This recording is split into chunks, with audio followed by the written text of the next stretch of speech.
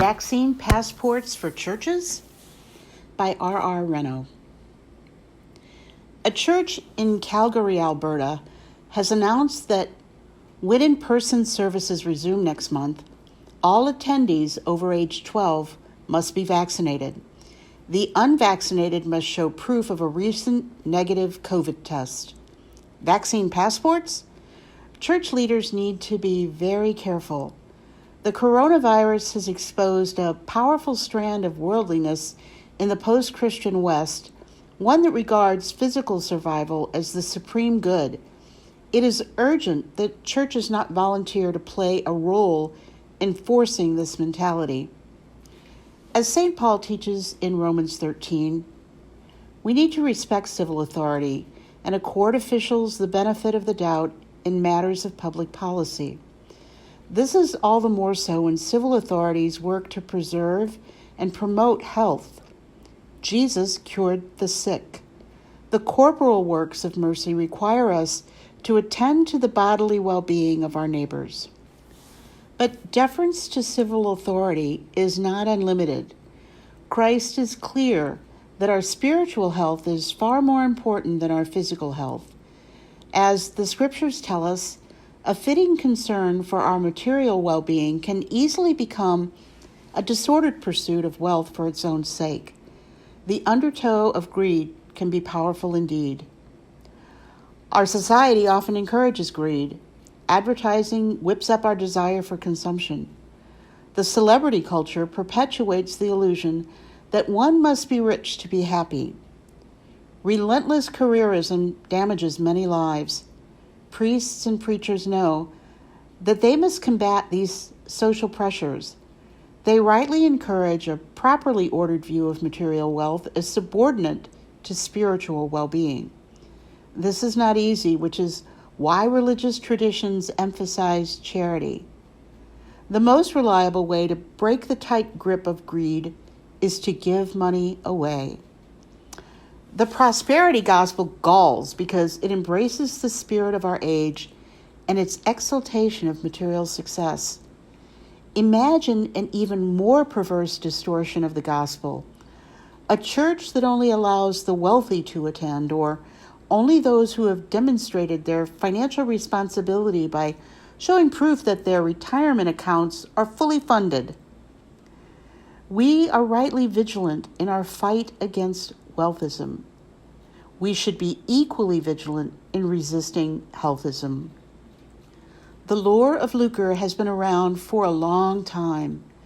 More recent is a close relative of greed, what some call safetyism and what I'm calling healthism. It is the disordered pursuit of health, one that overvalues physical well-being. Healthism is evident in our society. Exercise is a good thing, but most of us know someone for whom the many hours at the gym feed vanity about her figure or fend off his fears of aging.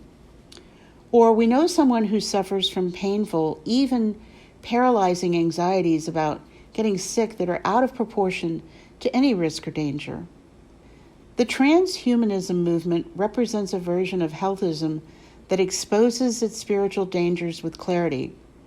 Its proponents theorize ways to overcome death by fusing our identities with computers that will sustain our consciousness forever.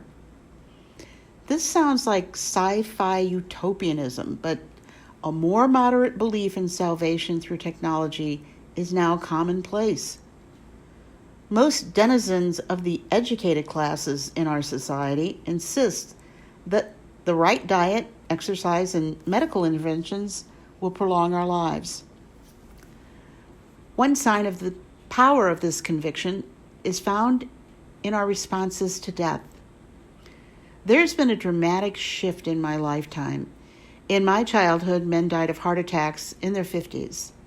Today, such a person is regarded as irresponsible. Faced with anyone who dies before 85, our first reaction is to analyze the cause as if every death is preventable with early detection, the right precautions, and the latest technological interventions. There's nothing wrong with living longer. And our society is praiseworthy for developing medical technologies that restore health and extend lives. But we are kidding ourselves if we think these benefits come without the perils of healthism, just as the material abundance of our society tempts us to become slaves to wealthism. Which brings me to vaccine passports. I have no doubt that the coronavirus vaccines are moderately effective, but the relentless cheerleading for them has been unsettling. Why are we so preoccupied? The notions that the vaccine secures safety for others is an exaggeration, for we know that the vaccinated, even if protected against the worst effects, can communicate the disease. Mandates and passports are extreme measures. In view of the fact that we now know the virus does not pose an extreme threat, these measures indicate that we live in a society dominated by disordered preoccupations with health and overdetermined by a fear of death. These preoccupations and overdeterminations are as spiritually corrupting as fixations on wealth and material consumption. When a society is chanting health, health, health, Christian leaders must be on their guard, just as they must be when a culture chants wealth, wealth, wealth. To require vaccine passports for church is to suggest that physical health is the highest good. As secular institutions promote health at any cost, churches must be especially careful to resist the temptations of healthism.